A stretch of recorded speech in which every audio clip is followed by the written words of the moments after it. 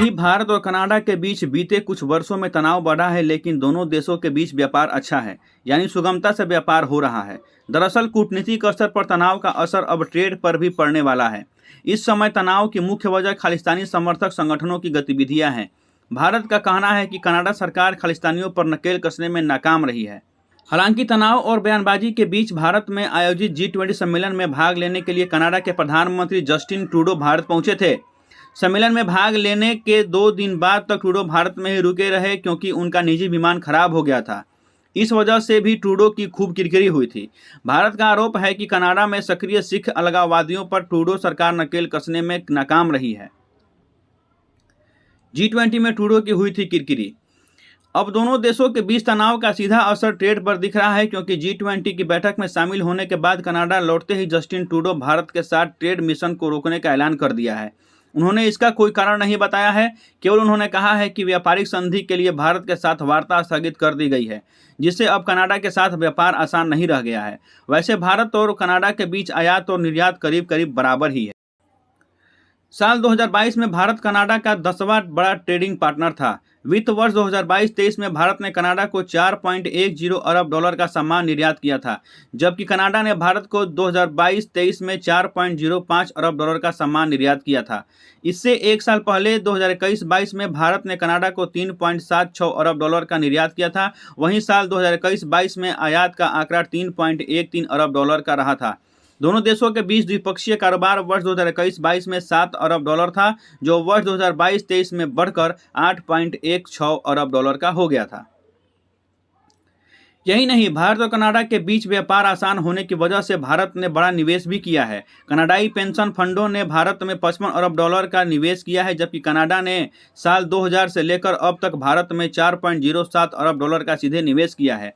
भारत में फिलहाल कम से कम 600 कनाडाई कंपनियां काम कर रही हैं, जबकि 1000 और कंपनियां भारत में एंट्री के लिए कतार में हैं। अगर भारत की बात करें तो भारतीय आईटी कंपनियों का कनाडा में बड़ा कारोबार है। इसके अलावा सॉफ्टवेयर, नेचुरल रिसोर्सेज और बैंकिंग सेक्टर में भारतीय कंपनियां सक्रिय हैं।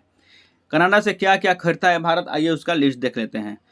अब आपको बताते हैं कि भारत और कनाडा के बीच किन किन चीज़ों की खरीद बिक्री होती है। भारत से कनाडा आभूषण, बेशकीमती पत्थर, pharma product, readymade garment, organic chemicals, light engineering सामान और आयरन एवं स्टील प्रोडक्ट मुख्य रूप से खरीदता है, जबकि कनाडा भारत को दालें, news print, wood pulp, asbestos, potash, iron scrap, खनिज और इंडस्ट्रियल केमिकल बेचता है। दोनों देशों के बीच व्यापार लगभग बराबर ही है।